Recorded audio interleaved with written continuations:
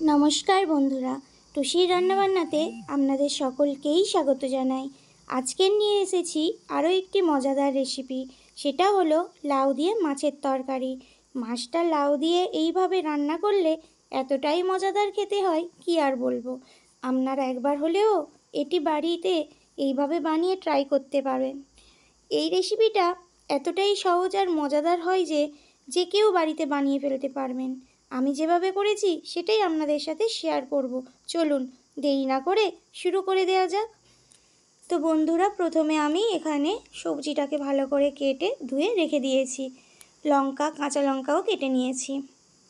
এবার আমি কড়ার মধ্যে সমস্ত সবজিটাকে দিয়ে দিলাম।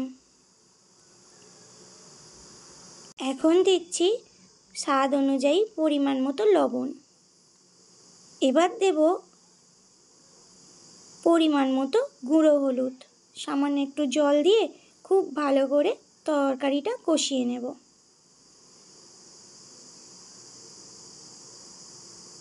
তো বন্ধুরা, দেখতেই পাচ্ছেন তরকারিটা খুব ভালো করে কষানো হয়ে গেছে।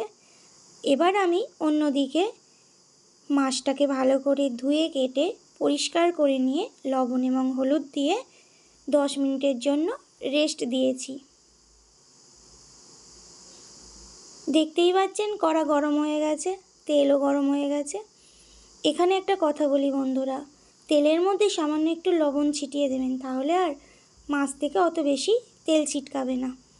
এখানে আমি দিতে ভুলে গেছি, এক হাতে ক্যামেরা নিয়ে করছিলাম, খুব ভালো করে এই ক্লিপটা নিতে পারিনি, তার জন্য বন্ধুরা একটু মানিয়ে নেবেন।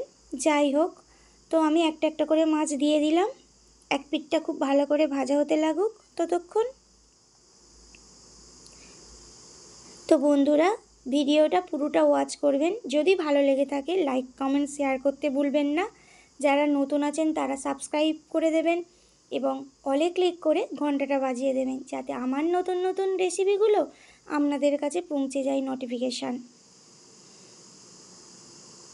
তো এইবার আমি লাউয়ের মধ্যে পরিমাণ মতো জল দিয়ে দিলাম। লাউতে বেশি জল দিলে ভালো লাগে না, এমনিতে লাউ থেকে জল বেরোয়, সকলেই কম বেশি জানেন নিশ্চয়ই। তো বন্ধুরা, তরকারিটা ফুটে উঠুক ভালোভাবে। আর একটু ভালোভাবে ফুটে উঠলে এর মধ্যে আমি দিয়ে দেব একটা একটা করে মাছ।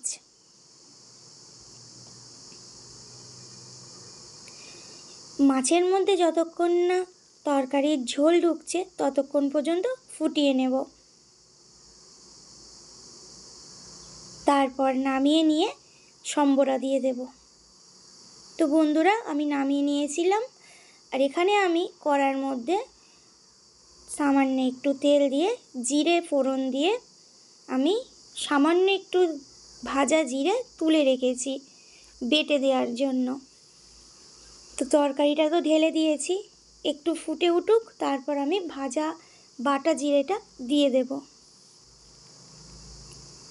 এইভাবে তরকারি বানিয়ে খেলে ছোট থেকে বড় সবাই খেতে পারবেন, কোনো অসুবিধা হবে না। তো বন্ধুরা, তরকারি তো শেষের পথে। এবার আমি দিয়ে দিলাম ভাজা বাটা জিরেটা। আর বেশি কিন্তু ঝোল কমাবো না। এবার আমি নামিয়ে নেব আর একটু ফুটে উঠলে।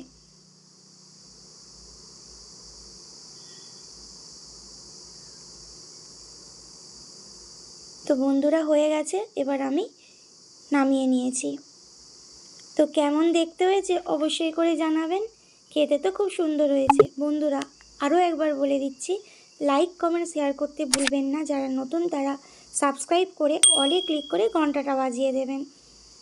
আপনারা এইভাবে আমার পাশে থাকলে আমি আরও ভিডিও বানাতে উৎসাহ পাবো। Thank you.